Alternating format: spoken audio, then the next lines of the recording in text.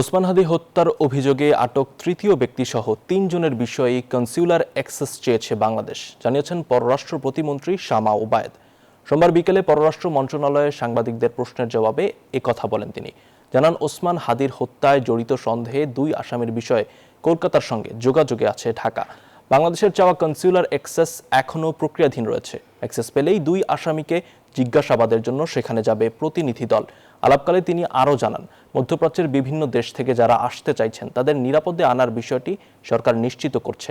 এছাড়াও যারা কর্মরত আছে তাদের নিরাপত্তা নিশ্চিতে কাজ করছে সরকার। থার্ড যাকে অ্যারেস্ট করা হয়েছে, কনসুলার অ্যাক্সেস আমরা চেয়েছি। অ্যাক্সেস পাওয়ার পরে আমরা ইনভেস্টিগেশন করে আমরা ফার্দার ইনভেস্টিগেশন হলে আমরা বলতে পারবো। অন্যান্য মধ্যপ্রাচ্যের দেশে যারা আমাদের ভাইরা আছে, তারা যারা আসতে পারছে বা আসতে চাচ্ছে, তাদেরকে আমরা আমাদের মন্ত্রণালয় থেকে আমাদের মিশনগুলো যেগুলো আছে তাদের অর্গানাইজ করে তারা যাতে একটা কোনো নিরাপদ কোনো ফ্লাইট নিয়ে বা কোনো চার্টার ফ্লাইট নিয়ে তারা আসতে পারে, সেটা আমরা ইনশিওর করছি।